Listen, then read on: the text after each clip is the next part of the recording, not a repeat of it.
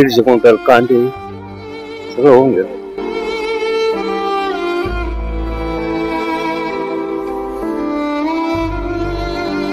सगळे होऊन गेले.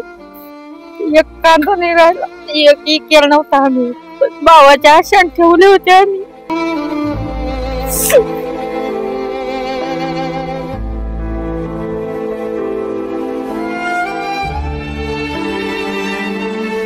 पाणी शिरलं होतं आणि पूर्ण कांदे हे त्यांचे वाहून गेलेले आहे. मंडळीनो नमस्कार, मी निर्घोष त्रिभुवन. या व्हिडिओमध्ये तुमचं स्वागत आहे. हे मी म्हणू शकत नाहीये कारण परिस्थिती खूप भयंकर आहे, गंभीर आहे. सध्या मी छत्रपती संभाजीनगर जिल्ह्यातील वैजापूर तालुक्यातील हडसपिंपळगाव मध्ये आहे आणि तुम्ही पाहिलं तर ही परिस्थिती या ठिकाणी आहे. मी कॅमेरामॅनला विनंती करतो की ही परिस्थिती या ठिकाणी त्यांनी दाखवावी.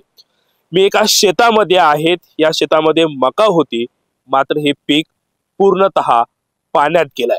खरं तर गेल्या 8 दिवसांपासून छत्रपती संभाजीनगर जिल्ह्यामध्ये मुसळधार पाऊस सुरू आहे आणि वैजापूर तालुक्यात देखील मुसळधार पाऊस सुरू असला तरी या ठिकाणी अक्षरशः पूर परिस्थिती तयार झालेली आहे. आपण जर पाहिलं तर अजूनही या ठिकाणी पाणी आहेत आणि गुडघ्या एवढं या ठिकाणी पाणी साचलं गेलेलं आहे. प्रचंड नुकसान या ठिकाणी शेतकऱ्यांचं झालेलं आहे. अनेक शेतकरी माझ्या सोबत आहेत, त्यांच्या सोबत आपण बोलूया. बाबा काय नाव तुमचं? माझं नाव राजाराम काशीनाथ दगळे. बर, हे शेत तुमचं आहे? हे आमचं शेत आहे. एवढी मक्का, 150 क्विंटल कांदे सगळं होऊन गेलं. किती किती क्षेत्र आहे बाबा तुम्हाला? 1.5 एकर आहे. 1.5. बर, आणि काय काय काय काय लावलं होतं तिथे? तिथं मक्का आहे.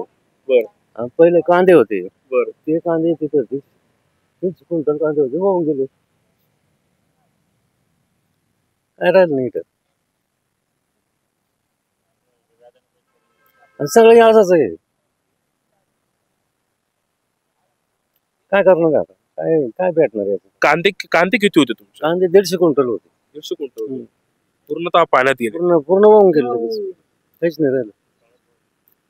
सगळं होऊन गेलं. ही मक्का सगळी अशी झाली. चाळीमध्ये देखील पाणी शिरलेलं होतं आणि ते देखील त्या ठिकाणी कांदे पूर्णतः आता सडून जातील. मोठ्या प्रमाणामध्ये नुकसान झालंय. होऊन गेले सगळे होऊन गेले. एक कांदा नाही राहिला. एकही केला नव्हता आम्ही. भावाच्या आशान ठेवले होते आम्ही.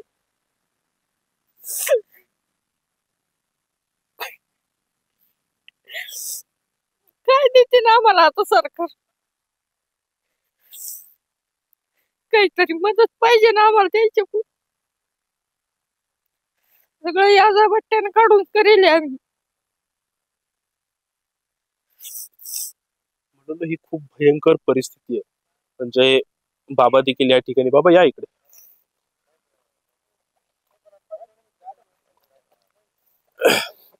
हे कदा खूप भयंकर परिस्थिती आहे. आणि बाबा मुलं किती तुम्हाला? 2 आहे. बर, काय काय करतात? एक कंपनीत आहे, एक दवाखान्यात आहे. ते शेतीच करतो. ते दुखत होतं, ते दवाखान्यात तिकडे डेंगू ताप झालता. दवाखान्यात येते लगाने हॉस्पिटल म्हणून बजाज नगरला. म्हणजे बजाज हॉस्पिटलला म्हटलं तरी तिथे 1000 रुपये खर्च त्याला दिवसाला येतोय. ज्यादा आहे.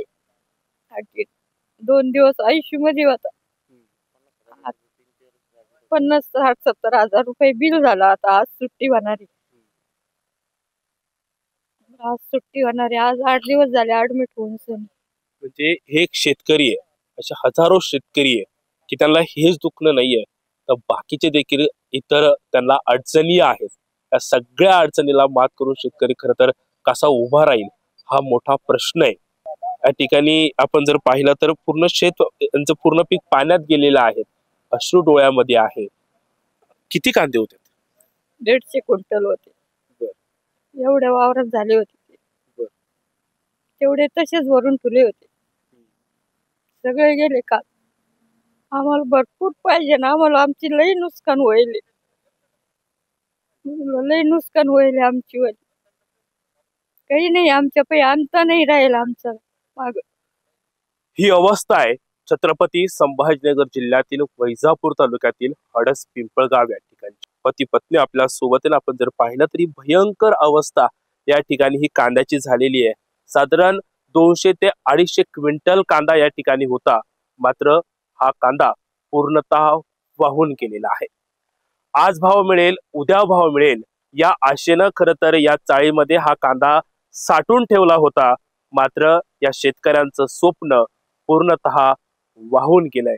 आणि आपण जर या ठिकाणी जर पाहिलं तर या ठिकाणापर्यंत पाणी होतं, म्हणजे पूर्ण जी चाळ आहे ती पाण्यामध्ये होते. खरं तर आता हे पूर्णतः पाणी या ठिकाणी कमी झालेलं आहे, मात्र जो कांदा आहे तो पूर्णतः वाहून गेलेला आहे. आणि आपण जर हे दृश्य या ठिकाणी जर पाहिलं तर वेदनादायी दृश्य आहे, कारण तो जो कांदा आहे हा कोणत्या तरी आशेनं या ठिकाणी ठेवण्यात आलेला होता. आणि हे शेतकरी माझ्या सोबत आहे. बाबा, किती खर्च आला होता कांद्याला? कांद्याजवळ 50,000 60,000 रुपये खर्च येईल नुसता आधी. मग त्याच्यानंतर बी रोप कांदे सगळे काढायला लाखाच्या पुढे खर्च गेला. आपली मेहनत तर न्यारीच राहिली आणि ह्यो खर्चच न्यारा.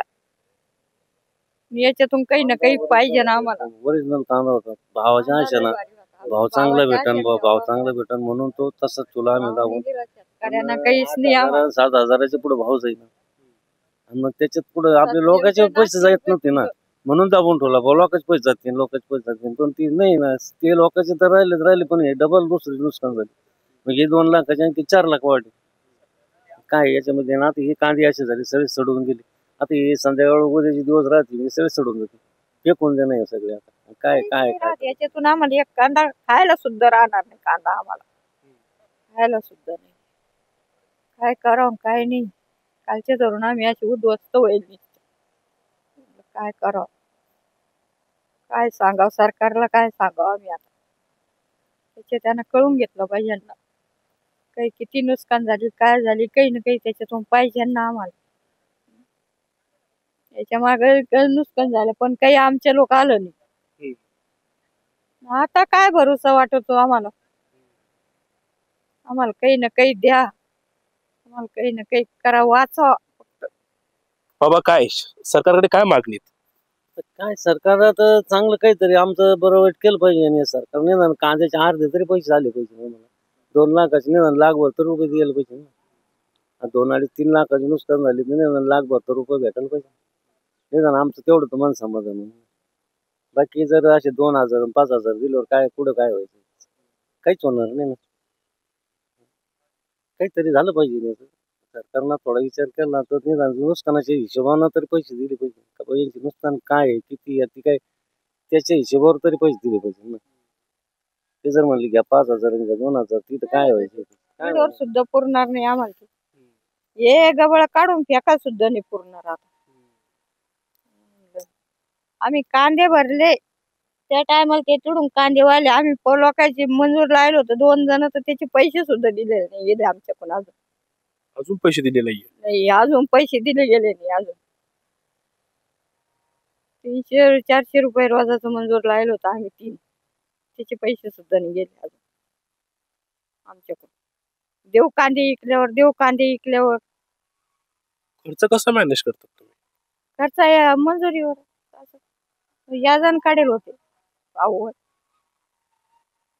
याच 3 रुपये टाका, लाख रुपये काढे. व्याजाने पैसे काढून खरं तर हे पीक या ठिकाणी पोटच्या पोरासारखं जपवलं होतं, वाढवलं होतं, मात्र हे सगळं पीक आता पाण्यात गेलंय आणि शेतकरी अक्षरशः उद्ध्वस्त झालाय. सरकार या गोष्टीकडे खरं तर लक्ष द्या. तुम्ही एकरी 5,000 देतायत, तर 5,000 हा फक्त त्यांचा मजुराचा खर्च आहे. त्यांचं नुकसान लाखोंच्या घरात आहे, याचा देखील या ठिकाणी विचार केला पाहिजे. या विशेष रिपोर्टमध्ये आपण इथंच थांबतोय. धन्यवाद.